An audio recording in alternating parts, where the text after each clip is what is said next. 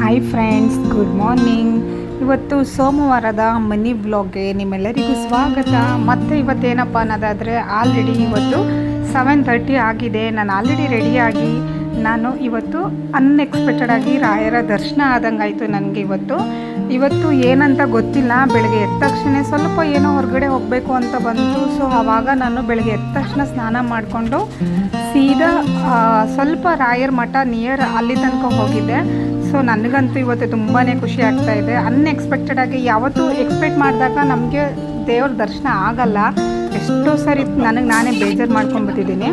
So ಇವತ್ತು ಅನ್ಎಕ್ಸ್ಪೆಕ್ಟೆಡಾಗಿ ಎದ್ದ ತಕ್ಷಣ ಸ್ನಾನ ಆಯಿತು. ಸ್ನಾನ ಆಗ್ತಿದ್ದಂಗೆ ದೇವ್ರ ದರ್ಶನ ತುಂಬಾ ಖುಷಿ ಆಗ್ತಾಯಿದೆ. ಇವತ್ತಿನ ದಿನ ಅಂತೂ ತುಂಬಾ ಖುಷಿಯಾಗಿದೆ ನನಗಂತೂ. ಅಷ್ಟೇ ಖುಷಿ ಸಂಜೆ ಪೂರ್ತ ಇರಲಿ ಅಂತ ಹೇಳ್ತಾ ದೇವರು ಎಲ್ಲರಿಗೂ ಒಳ್ಳೇದು ಮಾಡಲಿ. ರಾಯರ ದರ್ಶನ ಅಂತೂ ನನಗೆ ತುಂಬಾ ಖುಷಿ ಕೊಟ್ಟಿದೆ. ತುಂಬ ವರ್ಷ ಆಗಿತ್ತು ನಾನು ಹೋಗಿ, ಏನಂತ ಗೊತ್ತಿಲ್ಲ. ಇವತ್ತು ದಿಢೀರಂತ ಹೋಗಿದ್ದು ಬಂದಾಯಿತು. ಮನೇಲೂ ಕೂಡ ಪೂಜೆ ಎಲ್ಲ ಮಾಡಿ ಮುಗೀತು. ಅಷ್ಟರಲ್ಲಿ ಕಾಫಿ ಕುಡ್ಕೊಂಬಿಡೋಣ ಅಂತೇಳಿ ಕಾಫಿ ಕುಡ್ಕೊಂಡ್ಬಂದೆ.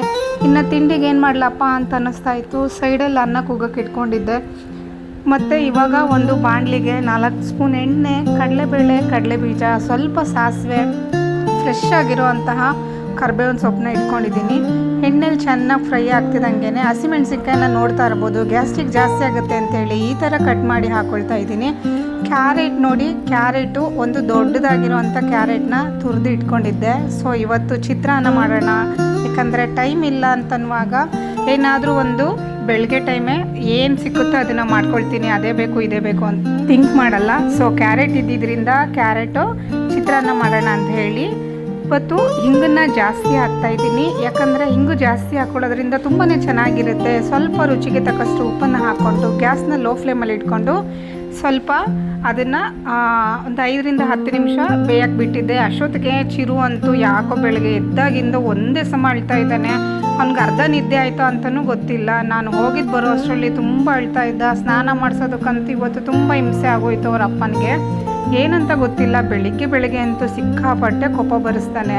ಮಕ್ಕಳು ಬೆಳಗ್ಗೆ ಎದ್ದಾಗ ಖುಷಿಯಾಗಿತ್ತು ಅಂದರೆ ನಮಗೂ ಏನೂ ಅನಿಸಲ್ಲ. ಅವನೇ ಬೇಜಾರು ಮಾಡ್ಕೊಂಡು ಅಳ್ತಿದ್ದಾನೆ ಅಂತಂದಾಗ ಒಂದು ಕಡೆ ಸಿಟ್ಟು ಬರುತ್ತೆ. ಯಾಕಂದರೆ ಟೈಮ್ ಇರಲ್ಲ, ನನಗೂ ಕೂಡ ಹೊರಡಬೇಕು. ಇನ್ನೊಂದು ಕಡೆ ಅಂತೂ ಪಾಪ ಅನ್ನಿಸ್ತಿರುತ್ತೆ. ಇವಾಗ ನೋಡಿ ಏನೇನೋ ಮಾತಾಡಿಕೊಂಡು ಬಾಲ್ ತಗೋಬಾ, ಬ್ಯಾಟ್ ತಗೋಬಾ ಅಂತ ಹೇಳ್ಕೊಂಡು ಪಾಪ ಸೈಲೆಂಟ್ ಆದ. ಅಷ್ಟರಲ್ಲಿ ಸಂಹಿತ ಕೂಡ ಸ್ನಾನ ಮಾಡ್ಕೊಂಡು ಬಂದಿದ್ದಾಳೆ. ಇವಾಗ ಯಾಕೆ ಅಂತ ಗೊತ್ತಿಲ್ಲ, ತುಂಬಾ ಹಠ ಮಾಡ್ತಿದ್ದಾನೆ. ಮೇ ಬಿ ನಿದ್ದೆ ಕಡಿಮೆ ಆಗಿರ್ಬೋದು ಅಂತ ಅಂದ್ಕೊಳ್ತೀನಿ. ಇವಾಗ ಇವಂದು ರೆಡಿ ಆಯಿತು. ಅಷ್ಟರಲ್ಲಿ ಸಂಹಿತನಿಗೂ ಕೂಡ ರೆಡಿ ಮಾಡಿಬಿಡ್ತೀನಿ. ಇವಳು ಅಷ್ಟೇ ಸ್ಕೂಲ್ಗೆ ಹೋಗ್ಬೇಕಾದ್ರೆ ಇನ್ನೇನು ಮಾಡ್ತಾರೆ ಅಂತ ನನಗೂ ತುಂಬಾ ಥಿಂಕಿಂಗ್ ಆಗ್ತಾಯಿದೆ. ಇವಾಗ ನೋಡಿ 8:45 ಇವಾಗ ಸ್ನಾನ ಮಾಡ್ಕೊಂಡು ಬಂದಿದ್ದಾಳೆ.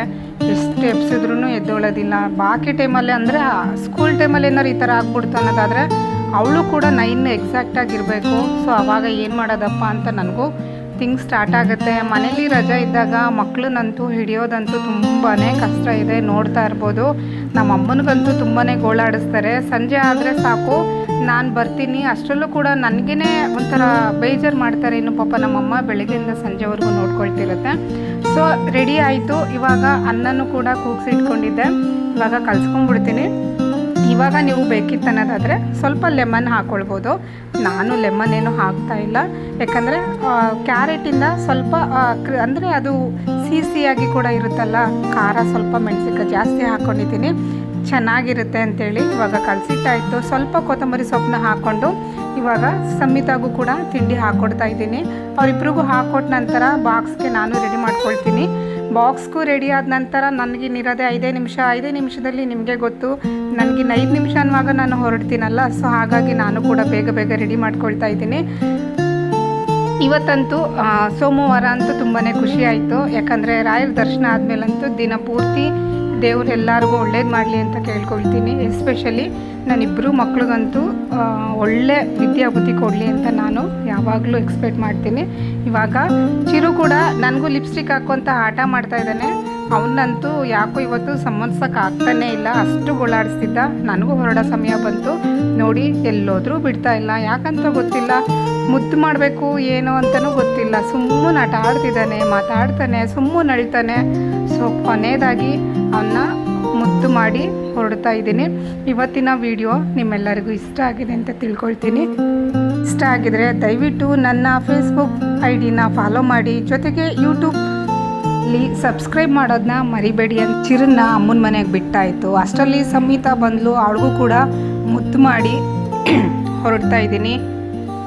ಎಷ್ಟು ಮುದ್ದು ಮಾಡಿದ್ರು ಮಕ್ಕಳನ್ನ ನೋಡ್ತಾ ಇರ್ಬೋದು. ಅವಳಂತೂ ಒಂದೊಂದು ಸರಿ ಈ ಥರ ಆಡ್ತಾಳೆ. ಎಲ್ರಿಗೂ ಥ್ಯಾಂಕ್ ಯು, ಬಾಯ್.